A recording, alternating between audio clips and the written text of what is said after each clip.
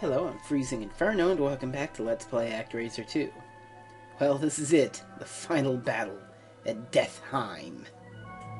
And well, in order to get there, we're gonna have to kind of crash the Sky Castle. We might as well, though. I mean, we gotta be brave about it. We've gotta be brave about it. So it's time for Mode 7 Kamikaze Strike!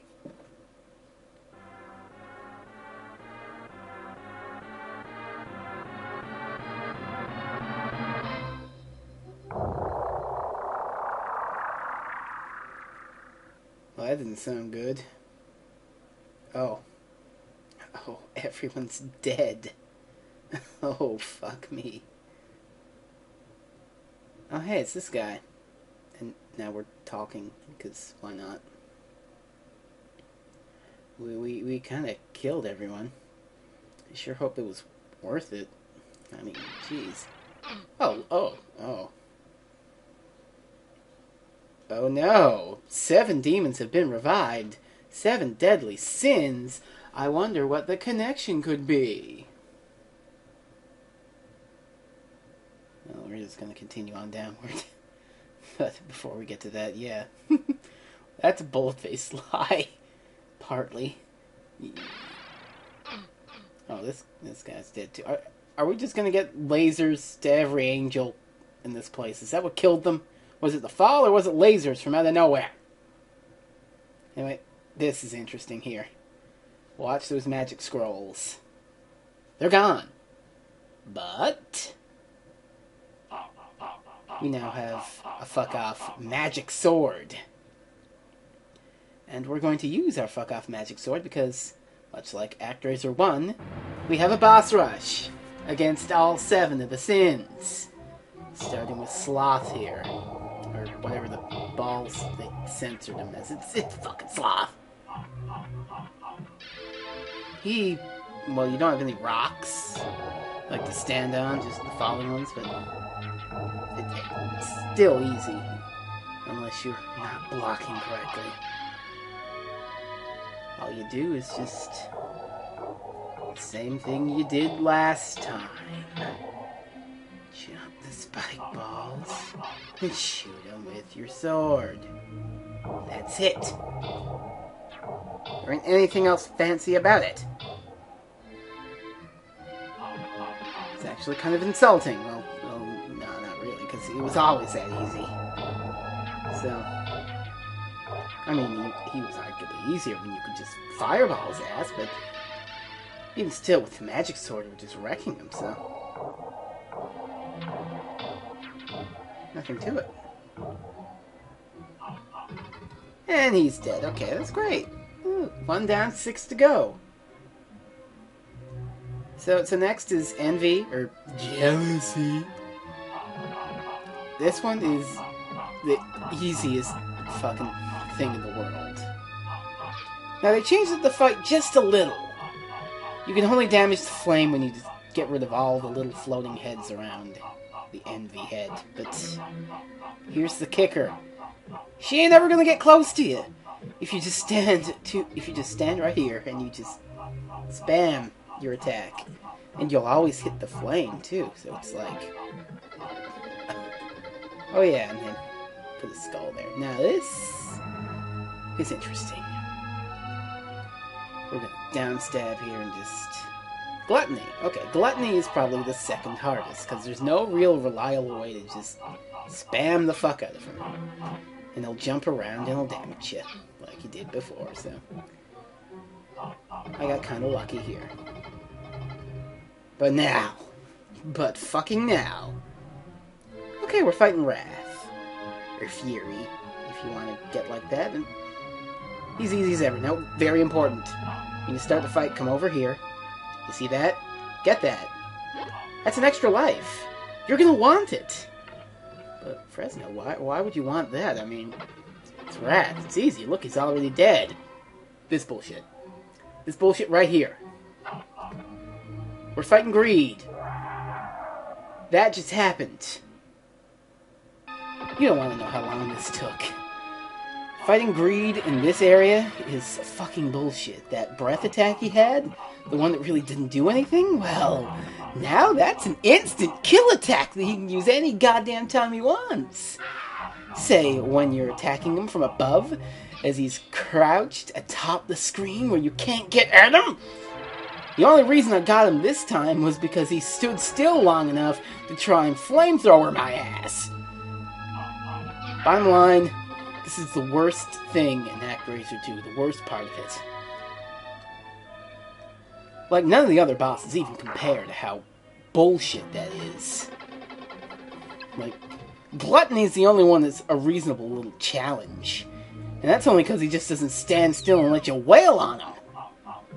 Like, look how easy Lust is now. Just stand there and shoot up. Every other boss is like this, but not Greed. No, Greed is the ultra-hard bullshit king. I don't understand why he would do that. Well, here's Pride, and oh, of course you had to do that. You gotta do the fucking time stop, Pride, don't ya? Just go down already, you bastard. Well, that's it. All the sins are dead. So now we get to talk to Password Angel, and things are gonna happen. Oh, look at that. Hurry before Tanzer rises. Too late! You didn't even give me a goddamn chance to do a thing. It's silly. But this is it. This is the final battle. And that password will just take you back to the beginning of Deathheim. If you want to replay this boss rush, you can. You want to hate your life as you fight Greed in that place, you can. Now, very important that when the screen fades, you stop. Meet Tanzra! I gotta say, I'm kind of underwhelmed. This guy is pretty simple. You just saw the entire fight. That's it. You stand here, you attack these little parasite blob things he shoots out. It reminds me of the shit the Nightmare King spat out in Little Nemo. Then when his chest opens up, you stab it 3 times, stand still, and let the Mega Blast. It'll probably fuck you up if it hits you. Just get deflected by your shield. Now, there may be a little more going on to it than that, because him shooting out the parasite blobs and his chest opening up aren't synchronized. So sometimes they'll happen at the same time. If that happens, like that, I'll just go for the chest and block the shot, because even if those little blobs hit you, it'll do less damage than that stupid fuck-off beam he shoots from his gut. So how's this for an image? The devil, frozen in a lake of ice, with a triceratops for an arm. It also looks like he's pointing, kind of like that Michelangelo painting. I don't know paintings, you know the one. The one where God's all pointy. It's really neat. Oh, really? Ain't no bullshit this time. Don't even have to fight Pride again. And the Angel's still dead, but what are you gonna do about it? Poor Angel. What's really cute is if you keep walking, you will run right into Tanzra and take a lot of damage. Isn't that just a cute trick? Hey, you had to instinctively know when to stop, or else you're gonna get hit. No, really, we're gonna do it this time. It just takes a bit of time, that's all. More an exercise in tedium than anything, really. How about that? One of the harder games I've played, and it's got an anticlimactic final boss. With a boss just before it, that's really, really difficult. I am honestly getting a lot of Super Ghouls vibes. Greed in the Falling Rock Arena might as well be Astaroth and Nebaroth with the Goddess Bracelet and Super Ghouls. It's a thing that you're just going to struggle on and struggle on and struggle on and continually try. And then you surpass it and you come to the final boss and he's a chump. What is it with hard games and chumping out like that? I mean, I'm not complaining that this boss is too easy, but I actually kind of am, too. I mean, you've got a really difficult game, man. Well, don't wuss out near the end. Make it tough at the end. It's all about a curve, you see? You escalate it, and you make some stages more difficult than others as you go along until you reach the end, and it's the most difficult stage. Don't go all over the place! I don't understand. Why? Then again, I don't understand why they chose to use the goat boss 4 times. I mean, like I said last time, the boss rush one made sense. Because it was a boss rush. So, okay, I can excuse that. But just shoehorning him into a random stage as the mini-boss instead of anything else? Well, I don't get it. In fact, come to think of it, the greed levels, Grati and Stormrook don't have any unique mini-bosses. And I'm pretty sure every other level has. Let's count while we fight this final boss here. Okay, so we had Dustin, it had the Plant mini-boss, Benefic had the Snake, Tortoise Island doesn't have a mini-boss, neither does Altheria. Bethfield's mini-boss is the Pegasus, Almetha doesn't have a mini-boss, and what else? The Ice Palace has... Oh, I beat the game, by the way. Well, let's fuck this line of thinking then, because Defheim's clear. Who gives a shit? Or maybe I'll just talk about it as they go through the credits. Let's see. Let's think what else to think. Okay. Real quick. Ice Palace had the goat. First time as a mini-boss. And the Lust level had the Stay Puft Marshmallow Man. Then you had Mud Arrow, which had the Vulture. Okay. So nearly every one of them had a unique mini-boss. Because the goat was unique to the Ice Palace. Volcano was unique there. Except fucking Grati and Stormrook. So the ending to Actraiser 2. We might as well talk about it now, huh? It sort of parallels the ending to Actraiser 1, which was all like, well, we saved the day, so I guess people don't need our help anymore. Yeah, that's the thing. Except they do talk about him at least. And he'll live forever in the minds of many good Christians everywhere. As the statue triumphantly raises his sword to the heavens. Yeah! And this took a while to beat. For the internet, anyway. So, Actraiser 2. How do I feel about Actraiser 2? Well, I like Actraiser 2 a hell of a lot. This is my final thoughts section, I guess. So let's talk a little about why I like Actraiser 2. Now this game is hard. Oh my god, it's hard. But that doesn't really deter me. But it does put off a lot of people. That and the fact that there's no simulation mode. Well, that is a bit of a loss, I'll admit, the simulation mode loss. Actraiser 1 was a really, really unique game because of it, but Actraiser 2 is great!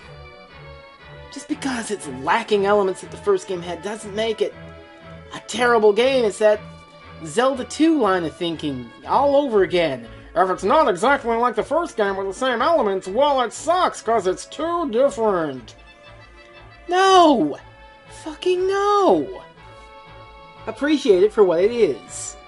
It's an action platformer, and you have lots of unique ways to attack, and you've got to think of how to use them. Hey, Hitoshi Ariga, he makes the Mega Man Megamax manga. Good manga. Actraiser 2 is really a thinking man's platformer of sorts, because once you learn things about how, like, the downstab works, and the magic, and what works where, and what works best, and how to approach certain enemies, you start to learn it, don't you? You start to get better at the game, and it becomes really rewarding. I really hope that you guys are like a good challenge in your action platforming games. I don't know if anyone really plays the games I LP, but please, if you like action platforming games and aren't afraid of a challenge, play Actraiser 2. Use what I've told you all about the downstabs and the exploits and the blah blah blah. Use all of that to your advantage. Enjoy the game. Put it on easy mode if it's that tough, because that honestly, that's how I first played this game, was on easy mode, because it really is a lot to get into, but once you learn it there, you can take it to normal and apply what you've learned. And hell, you could go to hard if you want after that. I haven't yet, but I might someday. Hell, just a few days ago, I bought a legit card of this online. It's on its way to me. That's how much I adore Actraiser 2 now. It's up there with Super Ghouls and Ghosts as great, hard game. Even if Actraiser 2 is wildly different from Actraiser 1, doesn't change the fact that it's still good. I still like Actraiser 1 a lot, but I like Actraiser 2 as well. And I really like this ending. The statue has crumbled into bits. Does he crumble into something that resembles the Actraiser 1 master? Was this in fact a prequel? The world may never know, because this was the last Actraiser game we ever got. Which is a shame, because Actraiser is really good. I'd love to see Actraiser 3, and I'd love to see Star Tropics 3, but alas, it's just something that is probably not in the cards for Square Enix. No, you can get our Final Fantasy 13 too, but you can't get a goddamn Actraiser 3. Oh hey, look at that! I got a high score. 896,150. I beat the pants out of John! Because I'm that cool. So we're just going to put my high score in here. I've talked a lot about how this is a great game, and well, I'm just going to say it again. Give it a go. That being said, I'm not entirely done just yet. Actraiser 2 still has a couple secrets left to uncover for the best player of Actraiser 2 this game. Fresno, with an exclamation point. That's me, I'm Fresno, Freezing Inferno, if you will. And I'll see you for an Actraiser bonus video, maybe. If not, this is the end of the game proper.